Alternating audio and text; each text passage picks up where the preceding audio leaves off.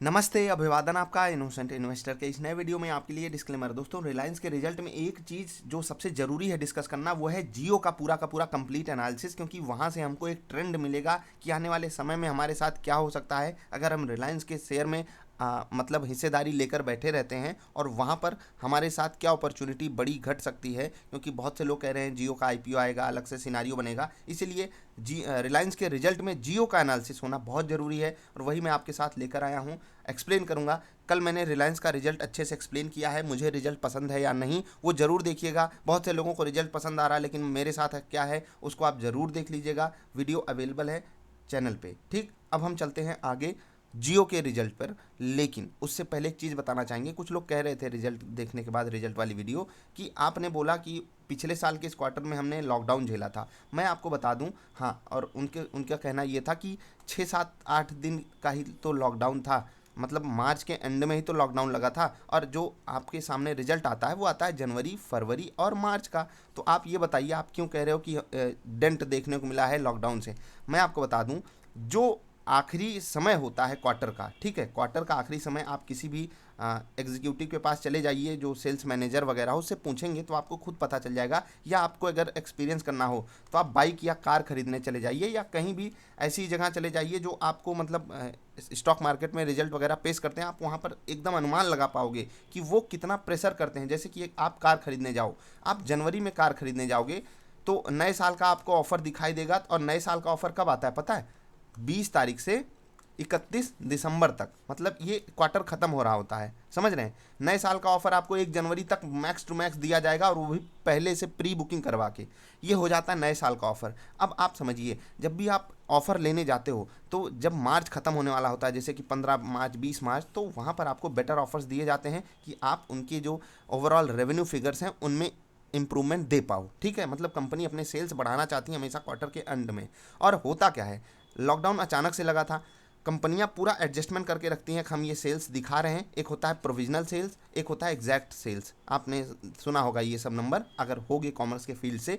बाकी यहाँ पर क्या होता है कि एंड में हमको ढेर सारे ट्रांजेक्शन्स करने होते हैं, और उन पे हम अपना रिजल्ट बनाने की कोशिश करते हैं जब हमारे पास एग्जैक्टली डेटा आ जाता है। ठीक है, लेकिन जब आपके पास आखिरी पूरा हफ्ता पूरी अनसर्टेनिटी में चला गया, सब कुछ बंद हो गया, तो आपको एक बहुत बड़ा डेंट पड़ता है। वहाँ पर कुछ भी डिफाइंड नहीं था, इसलिए मैंने हम बोला है कि लॉकडाउन से डेंट था, और इनके पूरे मैनेजमेंट ने ये बात बोली है, तो कोई वहाँ पर हवा हवाई बात नहीं थी। आई होप आप समझ गए होंगे मैं क्या कहना चाहता हूँ। अब चलते हैं जियो के रिजल्ट पे। ठीक है, जियो का रिजल्ट आपके सामने है, आपको यहाँ पर सब कुछ दिखाई देगा, लेकिन जो डेटा मैं सबसे पहले डिस्कस करना चाहता हूँ वो है एवरेज रेवेन्यू पर यूज़र। और मैंने वो सर्च करके आपके सामने इसलिए रखा है क्योंकि ये हमको सब कुछ बता देगा, पूरी कहानी बता देगा, जियो की पूरी स्टोरी हमको बता देगा।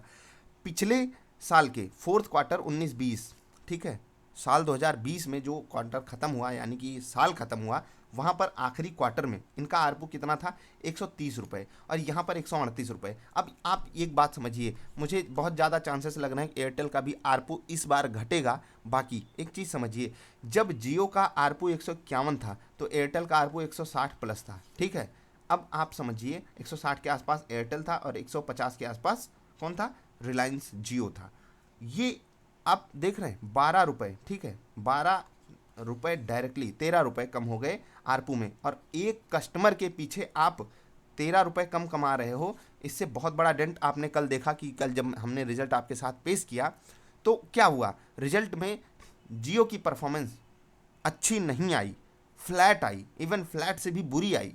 और वो चीज़ आप यहाँ पर सिंपली कंपनी के तरफ से भी मतलब डेटा जो दिया हुआ है वो आप पढ़ सकते हो। यहाँ पर शांति से लिखा है कंपनी ने एकदम मीठी मीठी भाषा में, blended ARPU at 138, sequential decline driven by transition to bill and keep effective 1 January 2021 and lower number of days. अब इनके बहाने अलग लेवल के हैं, लेकिन मैं आपको एक बात बताता हूँ, अगर सिर्फ कम दिन हैं, ठीक है, ट्रांजिशन टू बिल है, तो इन सबसे कितना 1 रुपये, 2 रुपये, 3 रुपये का फ़र्क पड़ना था। लेकिन ये जो बड़ा डेंट पड़ा है, इसका मतलब क्या है कि कंपनी जो है वो अपने खर्चे को बढ़ाई है, लेकिन जो एक कस्टमर इनका नया बना है, मैंने आपको कल ही एक्सप्लेन किया कि जो इनके ब्रॉडबैंड वगैरह के कस्टमर हैं उनको ये फ्री सर्विसेज दे रहे हैं, तो एग्जैक्टली डेंट उनको यहाँ से पड़ा है।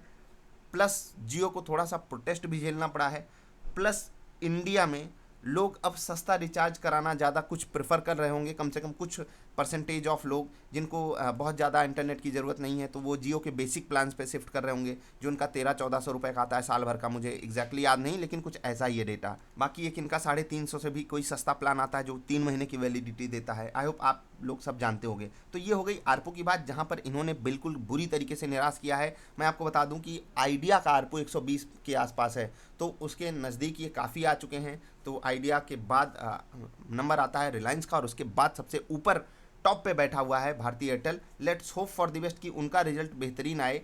और ये मैं क्यों कह रहा हूँ, क्योंकि ये ऐसा सेगमेंट है ना, जो लॉकडाउन क्या कुछ भी लगे इंडिया में, इसकी ज़रूरत हद दर्जे की है, और ये तो चलना चाहिए। और मैं पर्सनली ये चाहता भी हूँ कि ये कंपनियाँ थोड़ी सी अच्छे रूप में ग्रो करें, क्योंकि इनके ऊपर कर्जा बहुत है। ठीक है, वो अलग सिनारियो हो गया कि किस तरीके से अच्छा बिजनेस नहीं कर पाए, जिसकी चोट इन्हें आज झेलनी पड़ रही है। लेकिन जो सबसे बड़ी चीज़ है, नेट कस्टमर एडिशन, ये मिलियंस में डेटा देखिएगा। 15 मिलियन यानी कि 1,54,00,000 लोगों को ऐड किया इन्होंने जस्ट पिछले क्वार्टर में। एयरटेल ने इनको बहुत तगड़े से धोबी पछाड़ दिया था, और इस कारण इनको बहुत छोटा गेन यहाँ पर मिला था। सिर्फ 5 मिलियन, सिर्फ 50 लाख, और यहाँ पर आप देख सकते हो 17 मिलियन था डेटा। ठीक है, तो टोटल कस्टमर बेस इनका कहाँ पर आ गया, 42 करोड़ पे आ गया, 42 करोड़ 62 लाख, जो कि पिछले क्वार्टर में 41 करोड़, ठीक है, 80,000 के आसपास था, और जस्ट पिछले साल के इस क्वार्टर में 38 करोड़ 84 लाख के आसपास था।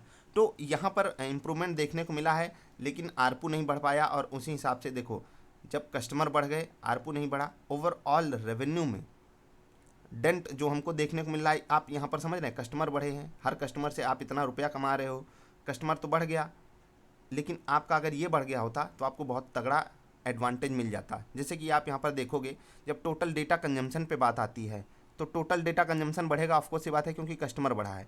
लेकिन आप हर कस्टमर से उतना पैसा चूस नहीं पा रहे हो। मैं ये नहीं चाहता कि कस्टमर से पैसा चूसें। एक्चुअली जब हम शेयर होल्डर बनते हैं और उन्हीं की सर्विसेज भी यूज करते हैं, तो हमारी खुद की भी सर्विसेज महंगी हो जाती हैं। बाय द वे, हम चलते हैं जस्ट पिछले क्वार्टर में, जहाँ पर हमको 1586 करोड़ का टोटल, ये करोड़ में है डेटा, याद रखिएगा, 1586 करोड़ जीबी जियो ने खर्च किया था, और 151 रुपये कमाया था हर कस्टमर के पीछे। लेकिन यहाँ पर कस्टमर कम थे, इसलिए डेटा कम था, यहाँ पर कस्टमर ज़्यादा है, इसलिए डेटा ज़्यादा है। ठीक है, अब ये देखिए per capita GB consumption per month 13 देख रहे हैं। अब आप लोगों को एक मज़ेदार बात बताता हूँ, जो इनका सबसे कम पैक आता है, मुझे लगता है 1.5 GB पर डे का है। अब आप लोग सोचिए, आप लोग 1.5 GB ख़त्म हो जाता है आप लोगों का इतना जल्दी, आप वीडियो भी 720p पे नहीं देखते हो, और लोग यूज कितना करते हैं, 45 में से सिर्फ 13 GB। समझ रहे हैं, 1/3 डेटा, मतलब रिचार्ज करा के ऐसे ही इतने बड़े बड़े दानी बैठे हैं भारत देश में। सोच रहे हैं, जस्ट पिछले क्वार्टर में तो इससे भी बुरा हाल था, 12, और पिछले साल के इस क्वार्टर में 11। अब आप कहोगे इसमें जियो फ़ोन वाले हैं, तो भाई जियो फ़ोन वाले की संख्या बहुत ज़्यादा नहीं है। अगर उनको मैं हटा भी दूं, मैं 26 मान सकता हूं इसको, लेकिन फिर भी 45 GB आपको मंथली मिलता है, और आप नहीं यूज कर पाते हो। तो सोच लीजिए कितने लोग ऐसे हैं जो फ्री में धन लुटा रहे हैं अपना। मजाक की बात थी ये, सीरियसली मत ले लीजिएगा, लेकिन ये डेटा सच में सीरियसली लेने लायक है। आप बता दीजिएगा अपने दोस्तों को, बड़ी मज़ा आएगी उनको कि 45 GB के जगह पे लोग सिर्फ 13 GB यूज कर रहे हैं, और थोड़ा थोड़ा इम्प्रूवमेंट आ रहा है। ठीक है, हॉटस्टार वगैरह आ गया, सारी चीज़ें ऑनलाइन हो गई, अब तो क्लासेस भी ऑनलाइन चल रही हैं। लोग बहुत कंप्लेन करते हैं, कम से कम मैंने आसपास के लोगों को देखा है 1.5 GB ही मिलता है, वो भी तो नहीं यूज कर पा रहे हो। ठीक है, ये बात करने वाले लोगों की संख्या लगातार बढ़ती जा रही है। लॉकडाउन का फ़ायदा लोग उठा रहे हैं और दबा कर बातें कर रहे हैं लोग।